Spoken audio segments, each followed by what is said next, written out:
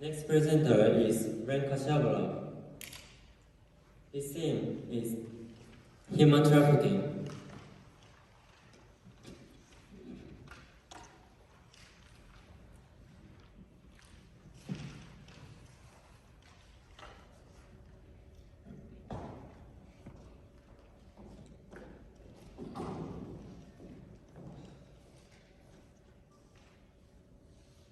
Hello everyone, my name is Renka Shabala. Today, I'm so delighted to be given the opportunity to speak to you. Then, I will start my presentation. First, I have one question for you. Are you a human? If you think I'm a human, please raise your hands. Thank you. I think all of the people say, yes, of course, I'm a human. That's right, you're a human. I think we are living as a person every day. However, do you think it's nothing special? I think we are so lucky because everyone, look around the world. There are many people who have a lot of problems in the world. Especially, people are sold and treated as items, not as a person. Now, please watch these short videos. 也ne atingeam și ne examinam ca pe niște vite.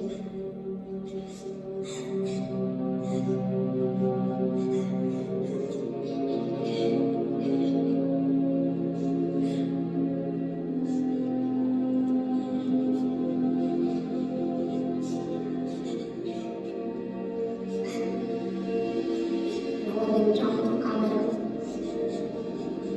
ca să vadă cum ne comportăm din punct de vedere sexual.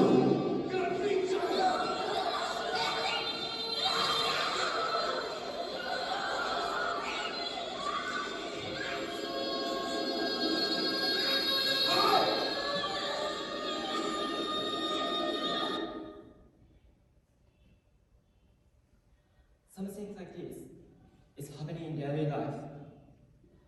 They are always fighting with fear.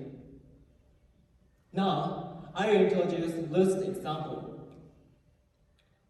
Ruth is 16 years old and lives in Cambodia. Shockingly, she was forced into sexual exploitation 60,000 times in 4.5 years. She was only 16, but her mental health was devastated. Human trafficking. It's called modern slavery, and it's a great crime that people did commit crimes. Nowadays, we live in Japan, which country is safe. Maybe you think Japan is very safe. However, that way of thinking is wrong. Also, you think human trafficking doesn't concern us. Is that true? Who were brainwashed about by Japan is very safe and there is no human trafficking in Japan? Today, I would like to talk to you about human trafficking. Here is the outline of my presentation. My presentation is divided into 3 parts. First, I will introduce causes and problems. Then, I will mention the solution to fix this problem. And lastly, I will conclude with a summary. Before that, do you know about the current situation of human trafficking? Then, I'll describe it now. Human trafficking that is largely divided into 4 kinds. It is forced labor, sexual exploitation, child soldiers, and organ trade. Approximately, there are 14 million victims in the world, and Japan is no exception. According to the survey of the Australian Human Rights Organization, there are 80,000 victims in Japan. But according to the survey of the government's public relations, the number of victims who were protected by police in 2019 was only 47. So, police have not yet protected most victims. Also, the US Department of State has been criticizing in 13 years. Japan doesn't fulfill the minimum standards for the elimination of human trafficking. Therefore, Japan is a major center of human trafficking. Then, why doesn't this problem get fixed? I think this problem causes 2 points. First, it is hard to detect. Human trafficking, it is taboo in the world. However, there are many people who prioritize only own benefit and buy a cheaper worker and sex revenue. Also, they have so much power and imprison people, so it is hard to detect. I think if there is demand, there will always be supply. Second, it is a huge gap between rich and poor. We are living a comfortable life. However, in a country which is a huge gap between rich and poor, parents are selling their children because they have no money. And the biggest problem is the country and government doesn't improve the current situation. Then how can we fix this problem? I think we should not be swayed by stereotypes and know about this problem and be interested in it. Maybe when I started this presentation, all of the people think this problem doesn't concern us. However, many victims are affected by human trafficking, and their body was destroyed, and their mental health was devastated. There is no human trafficking in Japan. Human trafficking? It doesn't concern us. That way of thinking is getting worse, the current situation. We join to do human trafficking. Therefore, we should not be swayed by stereotypes and interested in this problem for a livable society for all. So far, I mentioned many things. Based on these things, I have to tell you now at the end. Why is it important to have an interest? Now, I will introduce one example. Look at this picture. Have you ever played this game? If you have played it, please raise your hands. Thank you. This puzzle called Tetsunagi and connect the dots in English. We can make a wonderful picture to connect the dots. Then, let's replace the dots with us and problems. If we don't have interest, we can't fix these problems. However, if we draw the line named interest, we are faced with problems and think we must fix them. Also, these lines are closely related to many people and social issues. So, if we do many blinds name interest, we can make a beautiful world. So everyone, the interest can change the world.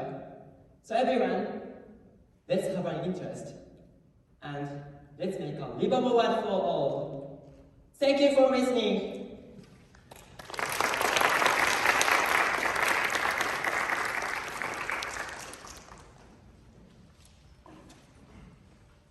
Thank you, Kashiwara. I will take your question now. Mr. Rigard, do you have any question?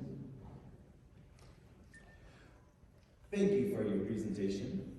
As you may know, the Japanese Technical Intern Training Program, or TITP, has been criticized for its role in human trafficking and abuse. With the new special skilled worker visas allowing 354,000 additional migrant workers, how can we be ensure that they won't endure the same abuse? Let me see. The Japanese government can improve the working condition for migrants and can make working system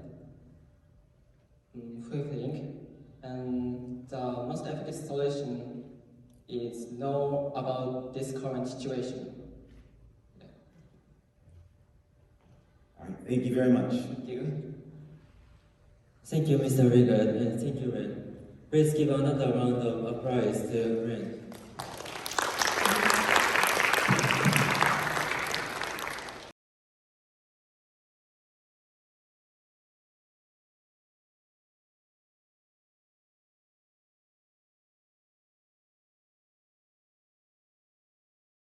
The next presenter is Lisa Nakamura. The theme is GMO.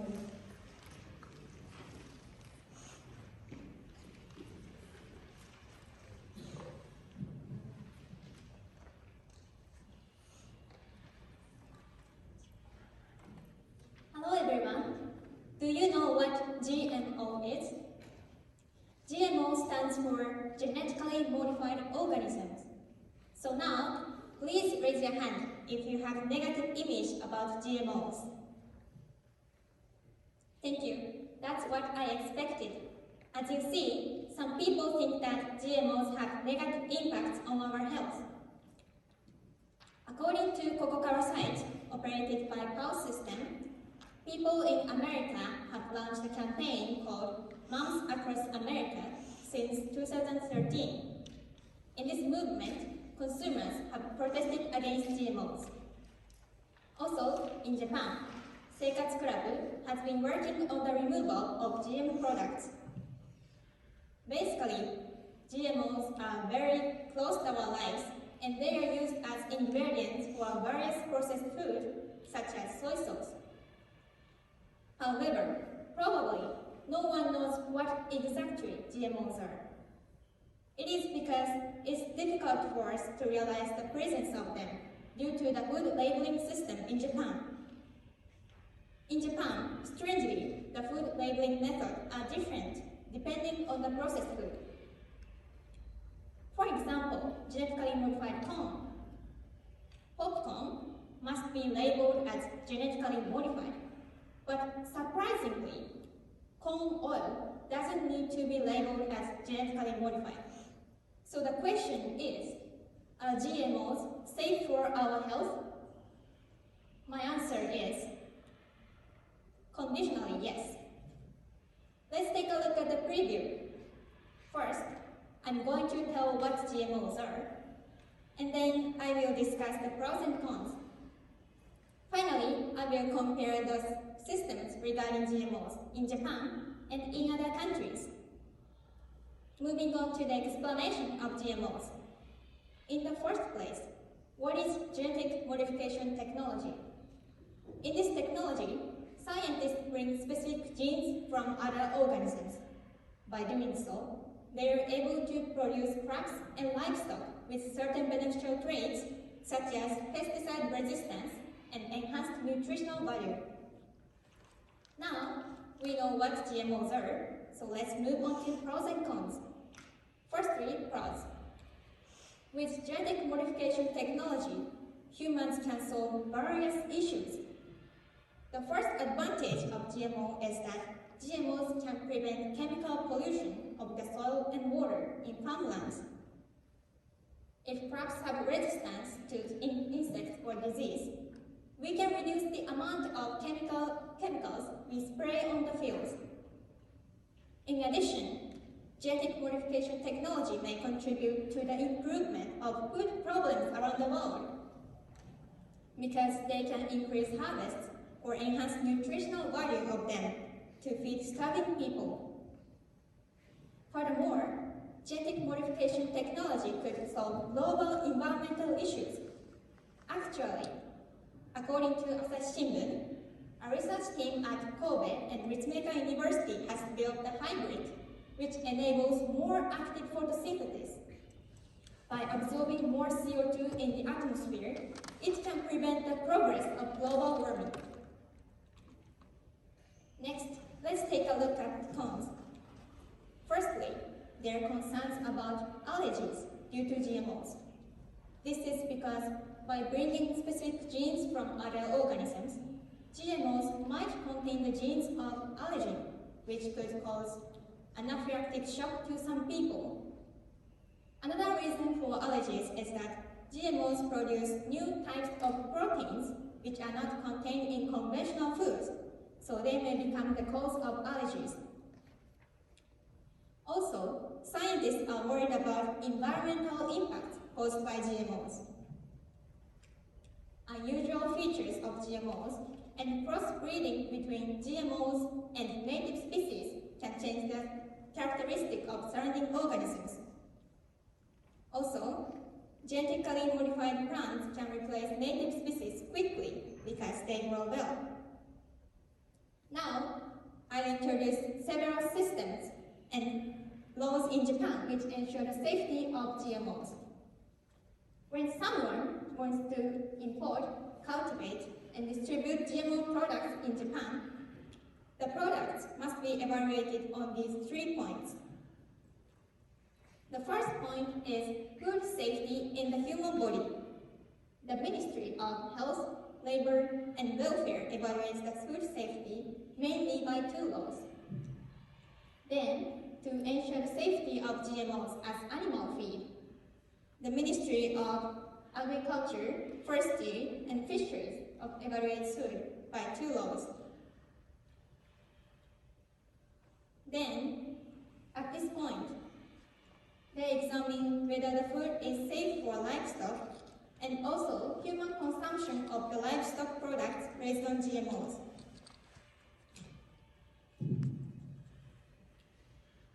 Finally, they examine whether the food has the negative impacts on biodiversity, which is examined by the Cartagena method.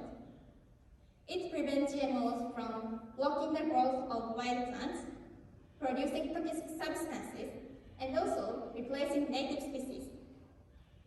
Also, to conserve the environment, this law requires researchers to keep observing any unexpected impacts on biodiversity. At last, only GMOs that are approved as safe products on these 3 points can be imported, cultivated, and distributed in Japan. Interestingly, in Japan, only 8 genetically modified plants and 33 processed foods made from them are allowed to be distributed. From this point, we can conclude that Japanese GMO approval system is quite strict and is able to minimize the negative impacts on our health and environment. The 33 processed foods include foods such as tofu and natto. Now, we know how GMOs are introduced to the domestic market, so let's take a look at Japan's food labeling system. In Japan, food makers must label earlier certain processed food, such as tofu and natto, as genetically modified. Also, when GMOs and non-GMOs are not separated completely during production or distribution, the food must be labeled as genetically modified, not separated. However, there is one reason why Japanese food labeling system is said to be loose. The system is that if the processed food don't contain DNA or proteins of genetically modified ingredients after processing, the food don't need to be labeled as genetically modified. This means that consumers can't identify whether the food contains GMOs or not. From this point, we can say that Japanese food labeling system has a weakness in terms of disclosing GMO information and protecting people's health. On the other hand, the GMO approval system and food labeling methods vary from country to country. I'll introduce systems regarding GMOs in EU member states. In EU member countries, GMO approval system involves these institutions, and interestingly, GMO approval period is decided to last for only 10 years, and it must be renewed, although there is no such regulations in Japan. Furthermore, all the foods made from GMOs are required to be labeled as genetically modified. This means that consumers can be aware of the presence of GMOs in their food products. Therefore, consumers can make purchase decisions by themselves and ensure food safety. In conclusion, I believe it's clear that GMOs can be safe if Japan made food labeling obligations stricter like EU member states.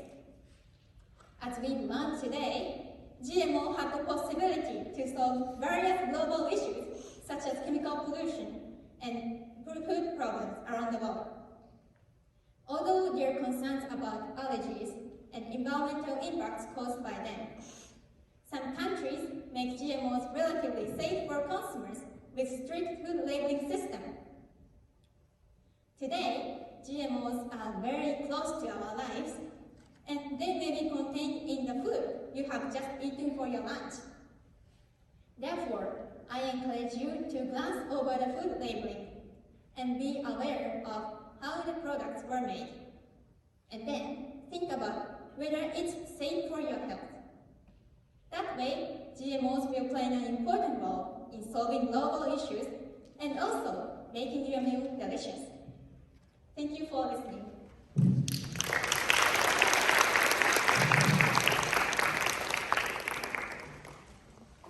So now, let's move on to the Q&A section. Ms. Lan, do you have any questions? Very interesting presentation, Lisa. So my question is, in the beginning, you talked about those two groups, Moms Across America and the Seikatsu Club. So what is their main argument against having GMOs? Talking about Moms Across America, I think that their main argument against GMO is the risk of GMOs in human body. This is because the founder of Moms Across America is Miss Honeycutt, and her child was about to die because of allergies of GMOs. And then she started to search for information about the risk of food. As she met many researchers and scientists, she started to know that Americans consume the GMOs most. Therefore, she started this movement because she wanted to spread the risk of GMOs in our human body. Thank you very much. Thank you. Everyone, once again, please give her a round of applause.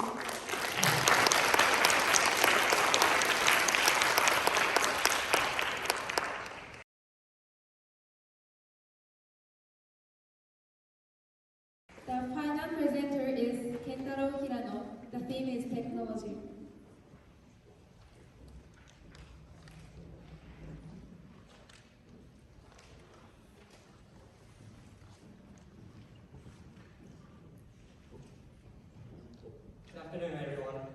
It's such a pleasure to be here today. It is widely recognized that Japanese economy has been declining in recent years. Please take a look at this graph here. This graph shows the real GDP growth rate of Japan from 1956 to 2006. As you can understand from this graph right here, its economy is declining in a very rapid speed. While the GDP growth rate of Japan in 2019 was 0.7%, in a small country called Estonia achieved a 5% of its growth in its GDP. So why did Estonia achieve this rapid growth in its recent years? Well, Estonia is being called the world's most advanced digital society. For example, in Estonia, 99%, which means almost all of the government services are online. And if you compare it to Japan, in Japan, only less than 10% of the government services are online. So there is about 90% of the margin between Japan and Estonia.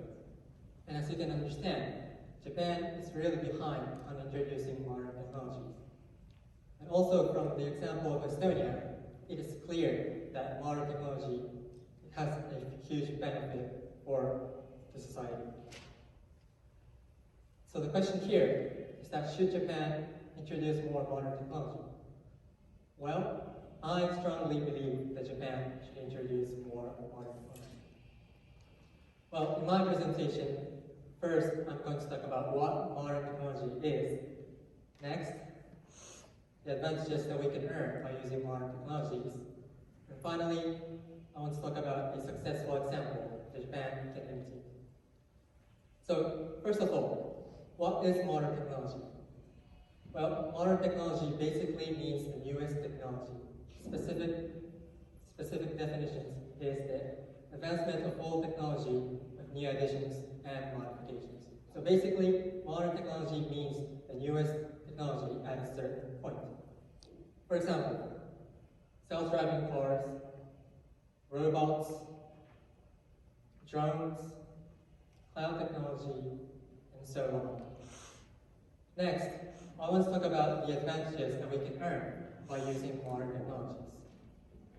There are numerous advantages that we can earn by using modern technology, but right here, I want to talk about 3 main reasons why we should use modern technology.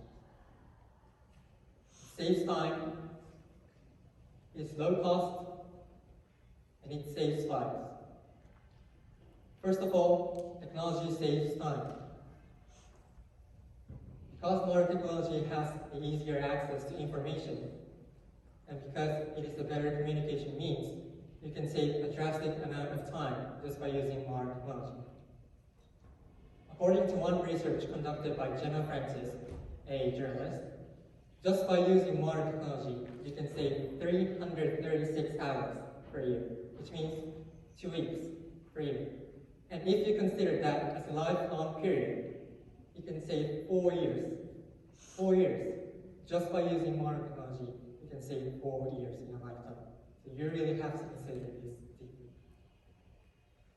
Talking about cost, there are many criticisms that if you introduce a modern technology, you have to update to the newest version of technology, because technology is getting better every single year. For example, iPhone is a good example. As you might know, Apple is introducing the new versions of iPhone every single year. However, from the point that technologies are more efficient than humans, people don't have to pay for humans, which cost much more than technologies. Also, because technology works based on codes, you don't always have to update the hardware, but only the software. Finally, technology saves lives. Self-driving cars is a good example of technology saving lives.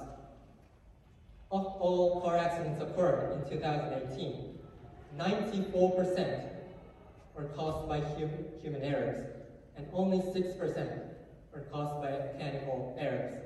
So that means if we all use self-driving cars, we can eliminate almost all of the car accidents occurring, and we can save many lives. Wearable technology is also a good example of technology saving lives, like Apple Watch. These types of technologies can monitor your health anywhere you go at any time. For example, how fast have you been walking or how fast your heart beats. And this might save your life, and it is right now.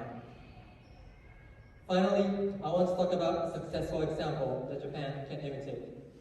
As I have mentioned earlier in the opener, I want to talk about Estonia right here. Well, Estonia is a small country located in northern Europe, below Finland, next to Russia. And as I've said, its economy is growing in a very rapid speed from year 2000. Well, Estonia was once a colony of Soviet Union from World War II period to 1991. And after years of occupation, they've got independent. Mark Lahr, Prime Minister at that time, said that the only path for countries without natural resources is major technological innovations. And so Estonia declared internet access as a human right in the year 2000. So basically in Estonia, access to internet is one of your human rights. And they've done so much technological reformations. Online tax in the year 2000, digital signature in 2002, online voting in 2005, which was remarkable, e-health in 2008. And right now, I want to talk about e-health more in detail, because this technology might save many of Japanese people's lives. Well, in Estonia, 100%, which means all of the hospitals and clinics are connected online. So all health records, prescriptions, images, and so much other stuff are all online. Because all your health data is online, you can use it even in an emergency situation or for research. And that data can be used for personalized medicine, which can lead to person-centered healthcare, which is an ideal medical system that all countries have to pursue. Well, in Japan, there is a staff shortage in the medical field right now. But with the help of e-health, we can solve this problem very easily, because people living in countryside can get quality medication online without the excessive work of medical doctors and staff. So what I want to say is that modern technology will be the key to most issues in Japan. And I'm saying this again, that Japan should introduce more modern technology. Thank you for your attention.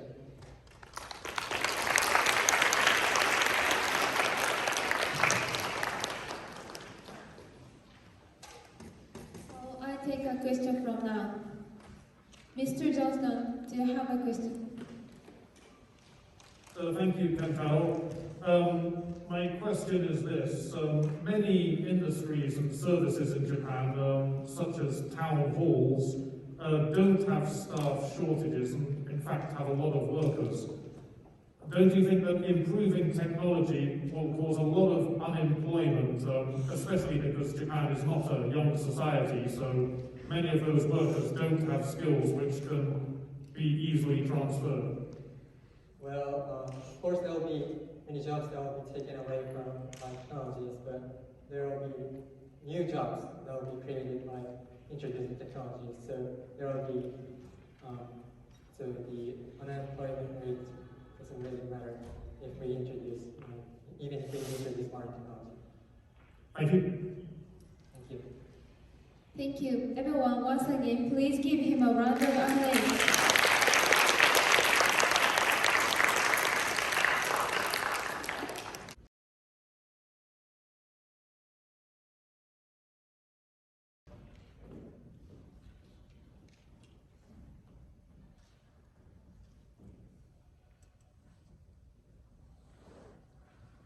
Now, we will start presentation contest award ceremony in 2020.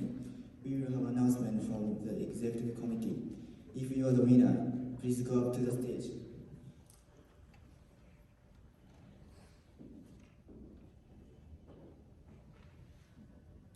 Ladies and gentlemen, it is now time Chapter Audience Choice Award. And the winner is Ren Kashiwabara.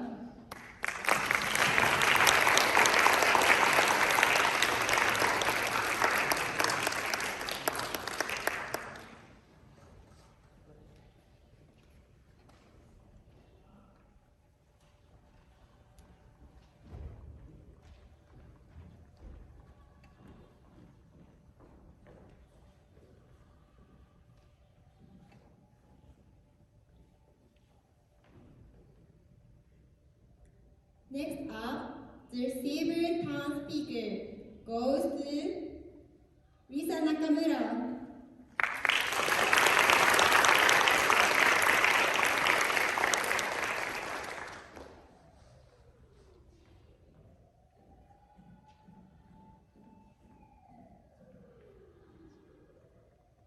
And now to the award we've all been waiting for, the Lord Golden World Smith, Kentaro Hirano, cannot receive the award.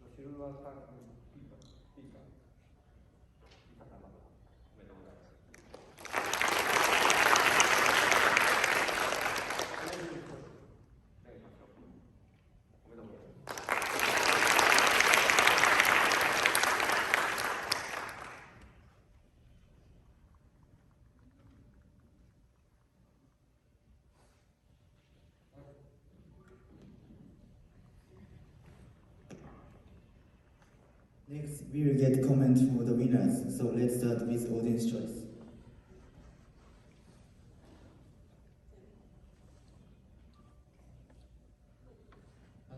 本当にありがとうございます。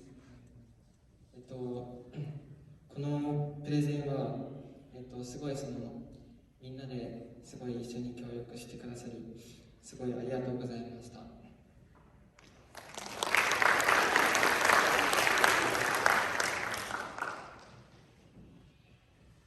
I'm very glad to have such a wonderful award. I think I couldn't get this award without my friends and teachers' help. I appreciate all the students and teachers who participate in this contest. Thank you. It's such an honor to have this prize. I want to thank everyone who supported me, especially Hina and Kishin. Thank you.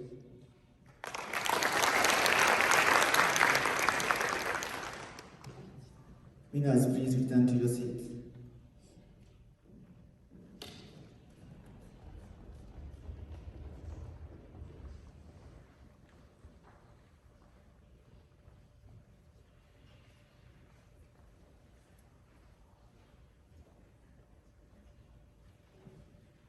Next, we will have an evaluation from principal. 校長先生、お願いします。私は日本語で話しますけど、このね、ソフィアコースのスピーチコンテストっていうものを見て、感じたことを言います。まず全ての人たちが素晴らしいと思ったのは問題意識の持ち方だと思いますね。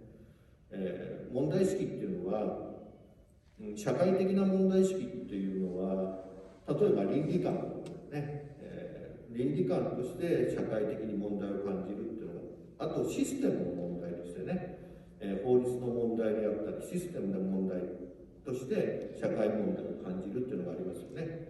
あとは、科学的な問題意識っていうのがあって、今回、スピーチしてくれた人たちもこれのどれかに当たるんですね。